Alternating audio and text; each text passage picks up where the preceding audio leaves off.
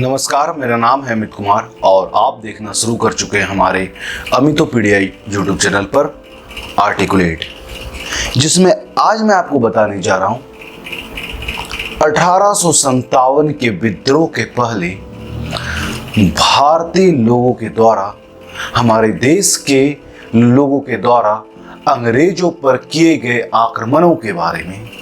बहुत सारे लोगों को यही लगते आया है कि 1857 का विद्रोह इतिहास का पहला विद्रोह है, लेकिन सच्चाई ये है कि इस युद्ध के पहले, इस बगावत के पहले भी भारतीयों के द्वारा कई बार अंग्रेजों पर आक्रमण किया गया, प्रहार किया गया। और आज के इस वीडियो में मैं आपको उन्हीं सभी बातों के बारे में बताऊंगा।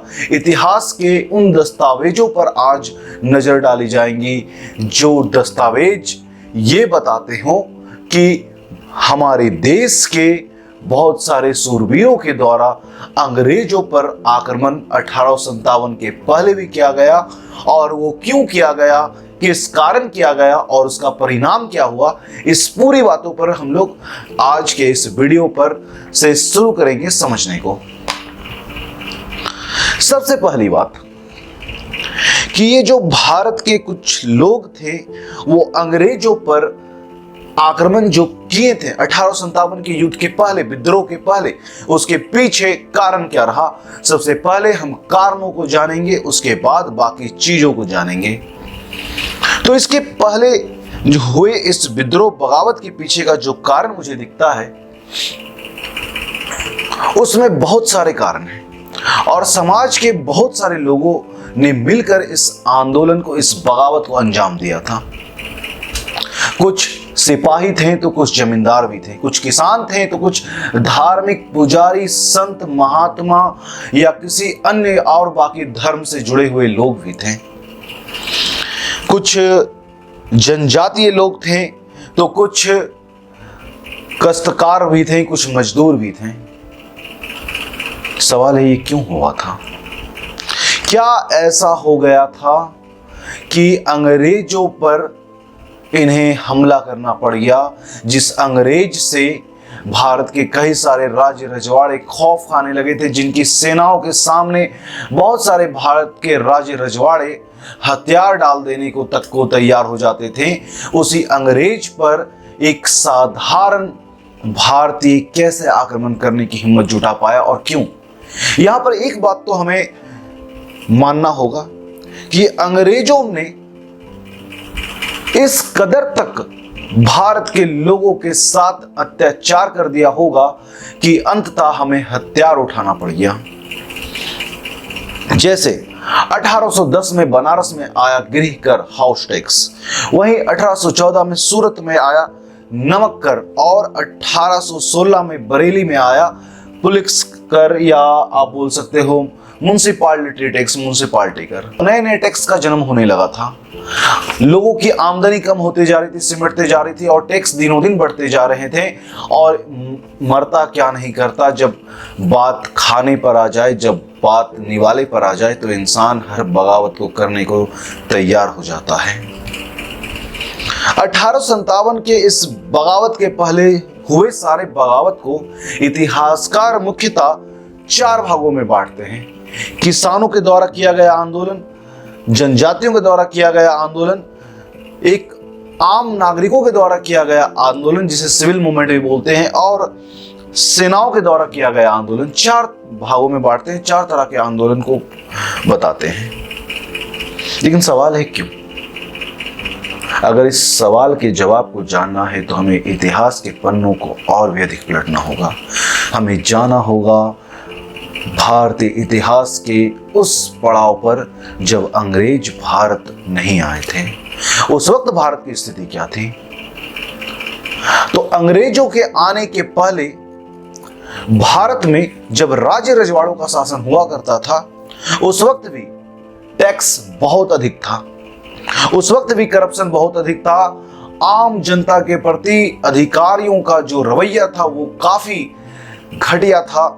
यहां तक कि राज्य रजवाड़ों के द्वारा भी बहुत बार आम लोगों को न्याय नहीं मिल पाता था, लेकिन उसके बावजूद लोग खुश थे, क्योंकि ये राज्य रजवाड़े जो भी कुछ करते थे, चाहे जिस भी तरीके से टैक्स लेते थे, अंततः वो जो खर्च करते थे वो भारत के जमीन पर करते थे, भारत के लोगों के बीच में खर्च करते थे, और वो पैसा देश के लोगों के बीच में राउंड होते रहता था, घूमते रहता था।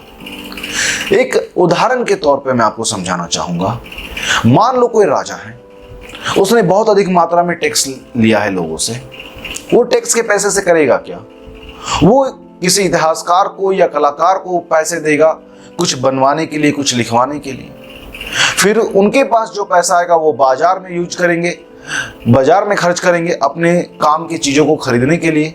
बाजार में जब वो पैसा गया तो धीरे धीरे वो और लोगों तक जाएगा। यानी कुल मिलाकर के रोटेशन ऑफ मनी इसी भारत के अंदर हो रहा था। देश के लोगों का इनकम बढ़ रहा था। अगर खर्च अधिक था तो इनकम भी अधिक था। लेकिन जब अंग्रेज आए, वो टैक्स में कमी तो नहीं किए, उल्टा और भी नए नए तरीके का टैक्स लगाना शुरू कर दिए। लेकिन विडंबना यह था कि ये खर्च भारत की जमीन में नहीं कर रहे थे। वो टैक्स के द्वारा लिए गए पैसे को ब्रिटेन लेते जाते थे और भारत से पैसा बाहर निकलने लगा, जिसकी वजह से वो भारत में पैसा यूज नहीं हो रहा था और उसकी वजह से यहाँ के लोगों के बीच में रोटेशन ऑफ मनी नहीं हो पा रहा था।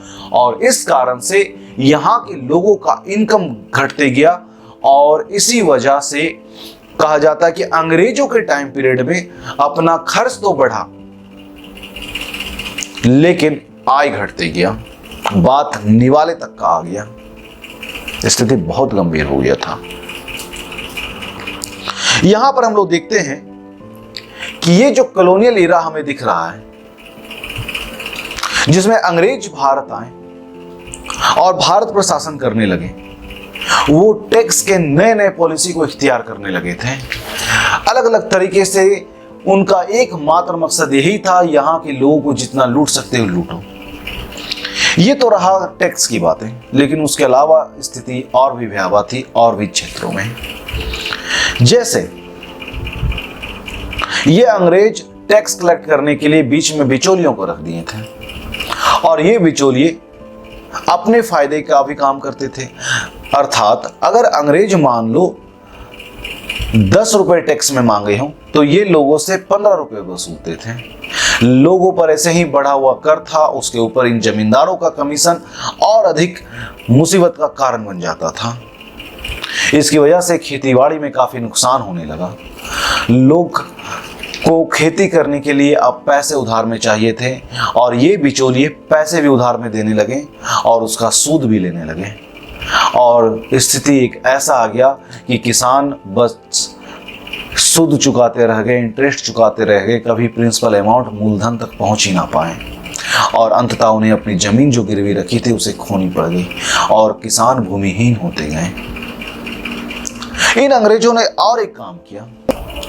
इन अंग्रेजों ने ऐसा व्यवस्था बनाना चाहा जिससे भारत में जो बाजार है वो अंग्रेजों के सामानों से भर जाए। वो भारतीय लोगों के द्वारा बनाए गए चीजों पर तरह तरह के टैक्स लगा देने की वजह से उसे काफी अधिक कीमती बना देते थे और जो खुद वो माल यहां पर लेके आते थे उसे टैक्स फ्री रखते थे। अंग्रेज का जो माल होता था, जो उनका फाइनल प्रोडक्ट होता था, मशीनों से बना होता था, ऐसे भी वो सस्ता पड़ता था, टिकाऊ होता था और साथ ही साथ टैक्स फ्री होता था तो और भी सस्ता पड़ जाए। लेकिन हम भारतीयों का माल no doubt quality wise best था, लेकिन बाजार सस्ती चीजों की तरफ जल्दी आकर्षित हो जाता है। भारतीय चीज हाथों से बनती थी और हाथों से बनने की वजह से वो थोड़ी कीमती थे। साथ ही साथ उस पर लगाया जाता था तरह तरह के टैक्स, कर, जिसकी वजह से उनकी कीमत और बढ़ जाती थी और भारत के बाजार में भारत के ही सामानों का मांग दिनों दिन घटता जा रहा था। ये अंग्रेज कच्चे माल को एक ही बार में बहुत अधिक मात्रा में खरीद लेते थे और हाथों हाथ पैसे भी दे देते थे। तो जो कच्चे माल के उत्पादक थे वो भी इन अंग्रेजों को अपनी सामान बेचना अधिक मुनासिब समझते थे बजाय किसी भारतीय व्यापारी के। हर तरीके से ये अंग्रेज भारत के उद्योग धंधे को चौपट करने का पूरा षड्यंत्र लेके आए थे। ये चाहते थे कि एक भी पैसा भारत में ना बचे, यहाँ का सारा पैसा हम उड़ा ले, खोखला करके रख दे भारत को। क्योंकि अंग्रेजों के लिए भारत केवल भारत मात्र नहीं था, अंग्रेजों के लिए भारत एक ऐसा गाय बन चुका था, दुधारू गाय, जिसे जितना भी दूध ले लो वो कम ना हो। तो अंग्रेज यही सोच रहे थे और अंततः भारत के सारे पैसे को निचोड़ करके यहां से ले जाने के अपने मंसूबे में काफी हद तक अंग्रेज कामयाब रहे। और इन सभी वजहों से समाज में अंग्रेजों के खिलाफ नफरत बढ़ने लगा। बहुत बार तो ऐसा हुआ कि अंग्रेजों ने जो संधि लाया, सहायक संधि, उसकी वजह से बहुत सारे भारतीय राजे रजवाड़ों के सेनाओं को अपनी नौकरी खोनी पड़ गई थी और इस वजह से एक बहुत बड़ा तबका अंग्रेजों के खिलाफ होता गया। लेकिन सवाल है, जब इतना बड़ा तबका अंग्रेजों के खिलाफ था, लोग अंग्रेजों के खिलाफ थे, इतना बड़ा बगावत हुआ जो 1857 के पहले से चलते आ रहा और 1857 में भी हुआ, उसके बावजूद अंग्रेज हारे क्यों नहीं? तो उसके पीछे कारण यह है कि भारतीयों के द्वारा किया गया सारा का सारा विद्रोह या बगावत किश्तियों में था। एक बार में अगर इकट्ठे रूप में एक प्लानिंग के तहत अगर सारा का सारा ये बगावत हुआ होता, ये विद्रोह हुआ होता, ये हमला हुआ होता, तो अंग्रेज कब के भारत छोड़ दिए होते हैं।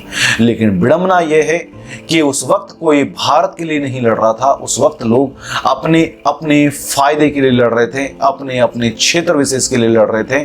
किसी को अपने मराठवाड़ा से मतलब था, किसी को अपने अवध से मतलब था, किसी को अपने झांसी से मतलब था, किसी को अपने किसानी से मतलब था, किसी को अपने राजदरबार से मतलब था, किसी को अपने जमींदारी से मतलब था, लेकिन किसी को भी भारत से मतलब नहीं था, क्योंकि उस वक्त भारत एकजुट नहीं था।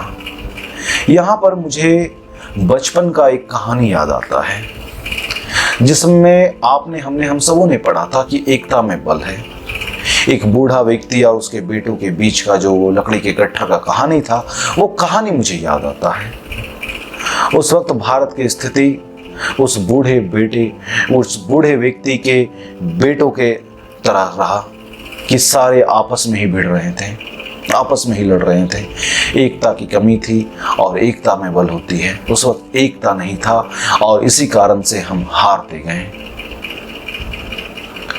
तो आगे के वीडियोज में मैं आपको और डिटेल्स में एक एक घटनाओं को बताऊंगा कि कौन कौन सा बगावत हुआ। एक एक बगावत को, एक एक विद्रोह को मैं डिटेल्स में बताते हुए चलूंगा, क्योंकि मेरा मकसद है कि कोई भी वैसा व्यक्ति, कोई भी वैसा आंदोलन, कोई भी वैसा विद्रोह, कोई भी वैसा बगावत ना छूट जाए जिसने अंग्रेजों के इस नींव पर, अंग्रेजों के इस इमारत पर हथौड़ा मारा हो। मेरा मकसद है हर एक वो चोट को याद किया जाए इस पूरे एपिसोड के माध्यम से जो अंग्रेजों पर डाला गया, चाहे वो थोड़ा हो या बहुत अधिक मात्रा में हो, लेकिन चोट तो चोट होता है। तो उम्मीद करते हैं आपको ये वीडियो और आपको हमारा ये सीरीज आर्टिकुलेट का बड़ा पसंद आ रहा होगा। अगर आप इस तरह के और भी वीडियो को देखना चाहते हैं तो हमारे इस चैनल अमिटोपीडिया के साथ जुड़े रहें। और अगर आप इस वीडियो को यूट्यूब पर देख रहे हैं तो वीडियो को लाइक और चैनल को सब्सक्राइब जरूर से करें, और फेसबुक पर देख रहे हैं तो वीडियो को लाइक और पेज को फॉलो जरूर से करें। इसी के साथ मिलते हैं हम अपने अगले वीडियोज में। तब तक के लिए जय हिंद, जय भारत, वंदे मातरम।